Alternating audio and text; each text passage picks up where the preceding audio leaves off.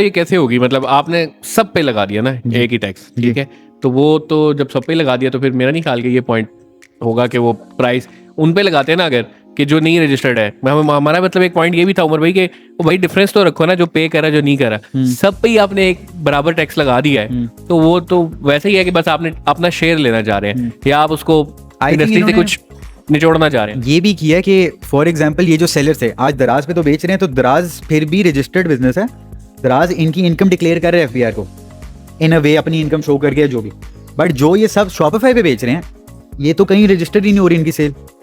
Whoever is selling online, वो तो without paying any tax वो बेच पा रहा था स्टॉक अपना। अच्छा, इसमें ना सॉरी आपकी बात को ही सेकंड करूंगा कि जिस नैदर भाई ने भी कहा, ये सब पहले में हम डिस्कस कर रहे थे कि यार बस माइंड में थॉट आई है टैक्स लगाना है, वो कैसे लगाना है, कहाँ पे लगाना है, वो थॉट नहीं थी। ठीक है, बस यार सामने दराज नजर आया, दराज पे टैक्स लगा दो। दराज पे जी लोग वेंडर बेच रहे हैं, वेंडर अपना सामान बेच रहे हैं, फिर यहाँ पे टैक्स लगाओ। वही वेंडर अपने शॉपिफाई पे बेच रहे हैं, ठीक है, वहां पे उसके ऊपर कोई टैक्स नहीं है, या वहां पे उसके ऊपर कोई रजिस्ट्रेशन नहीं है।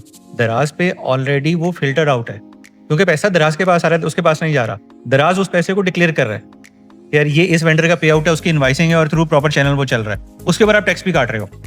ठीक है, आपका जो कमीशन है, आपके वो इनकम टैक्स भी कट रही है, और आप अपने वेंडर का भी जो प्रॉफिट है, जो परसेंटेज है, वो सारे एक्सपेंस शीट और वो सारी इनवाइसिंग और वो सारा रिकॉर्ड ब्लैक एंड वाइट में अवेलेबल है। ठीक है, तो ये दराज के ऊपर आई थिंक नाइंसाफी है अगर जो एक्स्ट्रा उसको पुश किया गया। लेकिन इन्होंने जो मुझे लगता है इन्होंने टारगेट किया कोरियर्स को, दराज को भी नहीं, क्योंकि आज जो टैक्स कलेक्ट कर रहा है वो कोरियर कर रहा है। तो अगर ये फॉर एग्जांपल दराज को करते या फॉर एग्जांपल एक XYZ ब्रांड को करते, उससे लेना टैक्स बहुत मुश्किल काम है एक एक बंदे का। उन्होंने सीधा सीधा टॉप कोरियर्स पकड़े, दराज भी एज अ कोरियर समझ लें, लेपर्ड को पकड़ा, TCS को पकड़ा, आधी उनकी पूरी पॉपुलेशन टैक्सेबल हो गई। यार देखें, जो कोरियर है ना, वो तो आपका बिल्कुल गर्दन पकड़ ली ना आपने। ठीक है, अब इसमें बहुत सारे ऐसे हैं जो कि अपने खुद से डिलीवरी कर रहे हैं, बाइक के थ्रू डिलीवरी करवा रहे हैं। अब उसको कैसे पकड़ोगे आप? ठीक है, जो सेम सिटी में आपने कर लिया यार कि बाइक करवा दो। ठीक है, अब मैं खुद भी अपने वेंडर से कोई सामान मंगवाता हूँ, तो उसको मैंने पे कर दिया, वो कहते हैं मैं बाइक करवा देता हूँ। ठीक है, अब वो जो सामान आ रहा है उसने रिक्शे में लोड करवा दिया, उबर की गाड़ी मंगवाई, सामान उसकी डिग्गी में डाल दी, उसको कैसे पकड़ोगे आप? ठीक है, तो आई थिंक ये जो टैक्सेशन वाली चीज़ है ना, ये बहुत सिंपल सा पॉइंट है कि यार ये अनप्लान्ड था।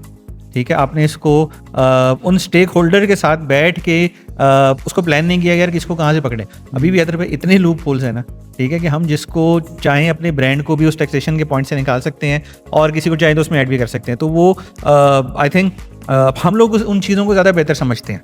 ठीक है, या आप जिस तरह दराज वाली चीज़ बता रहे हो, अगर दराज पे अगर आप इस रिस्ट्रिक्शन को ना भी लगाओ, रिस्ट्रिक्शन ये ना भी लगाओ, तो भी वो काउंटर में है, तो भी वो रिकॉर्ड में है, वो अंडर रेडार में है।